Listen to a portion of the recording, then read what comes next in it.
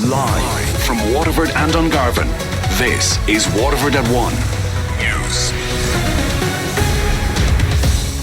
Good afternoon, I'm Sinead. Aherne. Today's top stories: conditions have deteriorated significantly in the search for a fishing man missing off the Wexford coast.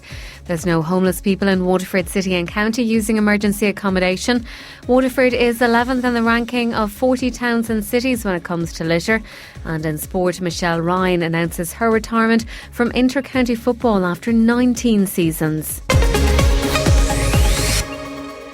The search for a missing fisherman continues off the coast of Wexford this afternoon. Poor weather conditions had hampered efforts to find Whelan, who was on a trawler that sank over the weekend off Hook Head. The body of 65-year-old Joe Sinead, who was also on the vessel, was recovered yesterday. Waterford woman Kathleen EA from the charity Lost at Sea Tragedy knows Mr Whelan's family and says the wait will be hard for them. It's a terrible place to be for the family. It's a real heart-wrenching, difficult for kids and the wife and the kids that are there trying to carry this. It's just beyond imagining it unless you've been there yourself. A horrific time for them. Neville Murphy from Dunmore East Ornelai says the weather conditions are atrocious at the moment. Our crews, our volunteers just headed out there early this morning, just as the day brightened up a little bit. And the sea conditions are extremely rough out there, and they're really hampering search outside there at the moment. Currently we have the naval vessel LA Kira, we have Kilmore Key Lifeboat, Dunmore East Ornelai Lifeboat and Rescue 107 all searching the area out there at the moment. He outlined where the search has been concentrated on at the moment. They're kind of looking at the initial area of the search where we estimate that the boat actually sank. And a lot of the search is kind of up to the north of that as well, towards the land, just the way the tide and the wind is running at the moment. So, we're just expanding the search as time goes on and the area gets bigger and bigger, really. Coast Guard helicopter pilot Barry O'Connor was involved in the rescue of Joe Sinead on Saturday night. He told Damien Tiernan on Data Today that the fisherman's life jacket made it easy to locate him. As we got closer, the search side of the aircraft picked up basically a really strong reflection, and then as we got closer we could see that it was casually in the water. So immediately we got ourselves ready, and Sean Jennings was the winchman. And Jim O'Neill was the winch operator. Sean was winched down to the casualty and he was lifted from the water. There's currently no homeless people in Waterford City and County using emergency accommodation. New figures from Waterford Council show the local authority has ceased using B&Bs and hotels to accommodate homeless clients. However, 56 people in Waterford registered for a new service last year, which allows them to use a post office as their address. A Sunday Independent report says these people aren't counted in official homeless figures as they may be staying with friends and family.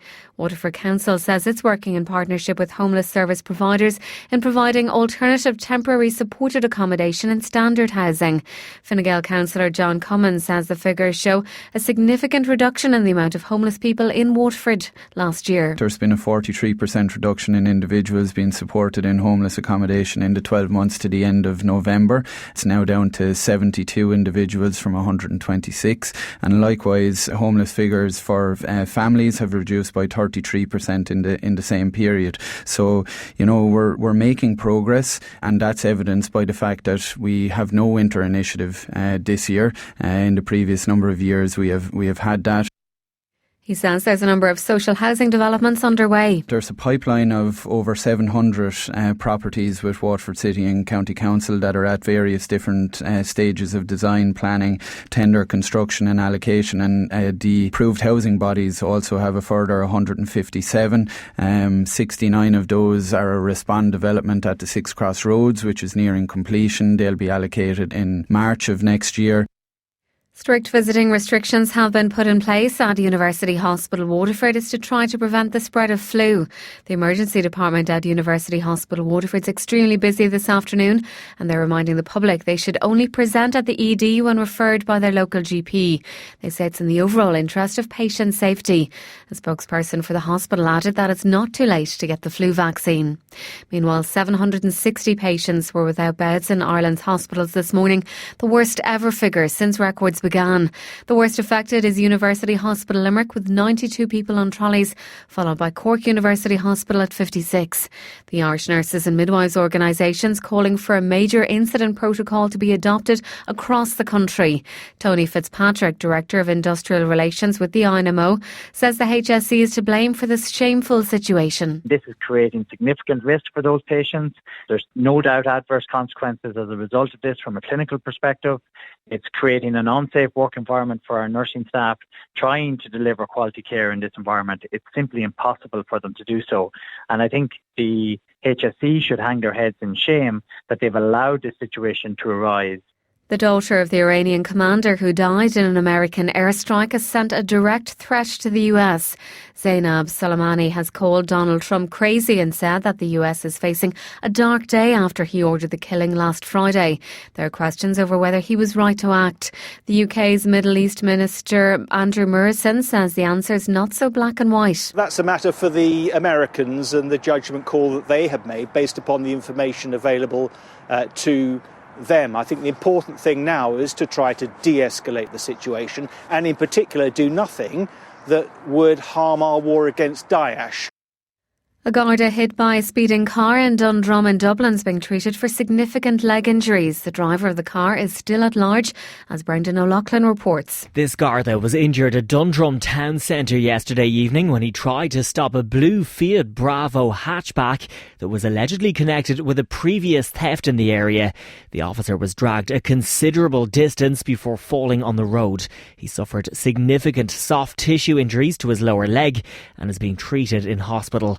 The car was later found by Gardaí at Kilcarrig Close in Talla. The driver is understood to be part of a crime group that were planning a theft in the area. Gardaí are appealing for anyone with information about what happened to contact them. Waterford City is again cleaner than European norms in the latest survey by Irish Business Against Litter. It's 11th in the ranking of 40 towns and cities. The An Taisce report for Waterford City Centre said the Waterford Walls initiative is something that could easily be replicated throughout the country. The community garden at New Street, they said, is boarded up, depriving the city of what should be a lovely, calm green space in its centre. There was special mention for People's Park, Waterford Courthouse, the Cultural Quarter, Barronstrand Street, Riverwalk along the Quays and Plunkett's train station. Heavily littered areas included the Bring Centre outside the Bus Éireann Depot and Penrose Street. Ballybeg failed to retain the clean status it had earned in 2018. Common land by St Saviour's GA Club was subject to major dumping. Kilkenny has topped a survey of the country's cleanest cities and towns for a record fourth time. IBA spokesperson Conor Horgan says overall our cities performed very well. It's been a good year for cities. All our city centres are clean. That's for the first time in the 17 years we've been conducting these surveys. But we've seen towns slip back. We've seen a large increase in heavily littered sites within towns. So whereas towns are generally good, in most cases there's one or two really bad sites that are letting them down. WLR Sport. Very good afternoon, I'm Gavin. Whelan. Starting with ladies football, and Ballymacarbery forward Michelle Ryan has retired from inter-county football after 19 seasons in a Waterford jersey. She scored 1-3 off the bench in the 2015 All-Ireland Intermediate Final against Kildare as the Dacia regained their senior status. She won Division 1, Division 2 and Division 3 medals and was named Munster Ladies Player of the Year in 2017. Speaking to WLR Sport, Michelle says it was a tough decision to make. It definitely was, Gavin, to be honest. It's been something I suppose I've been mulling over the last number of weeks and months, and to be honest, I was very grateful to Kieran Kern and the management team that they gave me the time to kind of think about it over the winter period and over Christmas. And look, as I said, it was a very difficult decision. I always will have a huge emotional attachment to playing at Waterford, but and my heart will always want to play for as long as I possibly can play. But I suppose, look, with regards to mentally and physically, it was probably just the right time. And I know the girls were playing a match there yesterday and they're getting ready for a league campaign, so it was right to make the call as soon as I possibly could for both me and for everybody involved. And you can hear more from Michelle Ryan on our On The Ball Sports show this evening, just after the 6 o'clock news. In rugby, Johnny Sexton won't be returning from his knee injury this week, but Leinster say he will step up his recovery in the coming days. The out half hasn't played since suffering the injury at the start of December against the Northampton Saints, and the province say it's unlikely he'll feature in the 2 remaining Heineken Champions Cup pool games.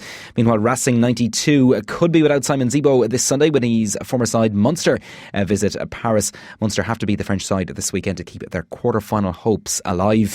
Soccer next. Arsenal and Leeds United round off the weekend's FA Cup third round this evening in a repeat of the 1972 final. The Gunners will be looking to build on their 2-0 victory against Manchester United on New Year's Day, their first win under new manager Mikel Arteta. Arsenal have only been beaten once at this stage of the competition since in the last 23 seasons. Both sides will know their potential fourth round opponents heading into the game, with the draw to take place before kick-off, which is at 7:56. Manchester United manager Ole Gunnar Solskjaer believes Jesse Lingard is getting back to his best. The forward didn't score or assist a Premier League goal in 2019. However, Solskjaer says he's seen signs of a recovery in Lingard's form. Of course, we want him back, scoring goals, making assists. There's no one who runs as much as Jess. He's a great trigger for us in the pressing. He's a lively, bubbly character, and he's got his head down and working hard, and he's getting back to the Jesse I knew. That is the latest on WLR. More at 2.